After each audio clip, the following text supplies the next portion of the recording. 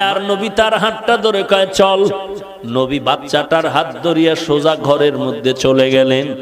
আম্মা জান আয়েশা রাদিয়াল্লাহু আনহাকে বলেন, আয়েশা, এই বাচ্চাটা আমাদের সন্তান, মনে করে এরে সুন্দর করে গোসল করায়া দাও। আম্মা জান আয়েশা বাচ্চাটারে গোসল করায়া দিলেন।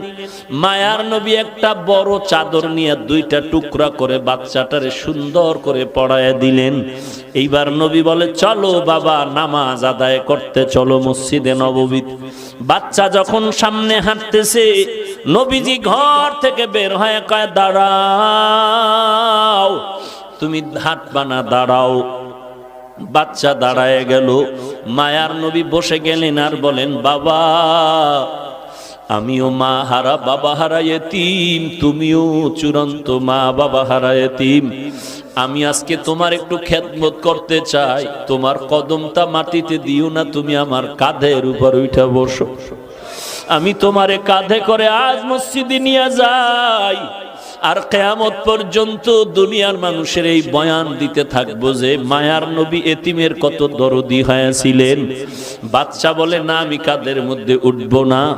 নবী বলেন, উঠো। শেষ পর্যন্ত বাচ্চাটারে কাঁধের মধ্যে নিয়া মায়ার নবী এবার মসজিদের দিকে রওয়ানা।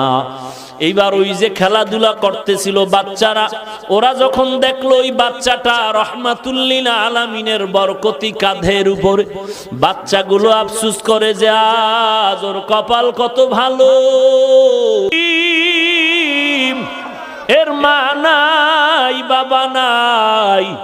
আমিও বড় এতিম, আমি মা হারাইলাম, আমি বাবা হারাইলাম, আমার কেউ নাই। আমি বাচ্চাটারে আদর করে মাথায় হাত দিয়া দোয়া করে দেই, উম্মতের জানায় দিয়েন আপনারা, একটা এতিম বাচ্চা যদি হাতে পায় আর এর মাথায় হাত বুলায় যদি কেউ দেয়, মোহাব্বতের নজরে ওই সমপরিমাণ হাতের নিচে চুল বরাবর নেক আল্লাহ তার আমল নামায় দান করবেন।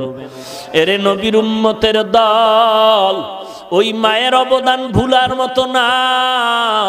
জানা অজানা ভাবেও যদি কোনো ভুল করে থাকো, ওই মা বাবার থেকে দোয়া নাও, তাড়াতাড়ি ক্ষমা চেয়ে নাও, আল্লাহর কাছেও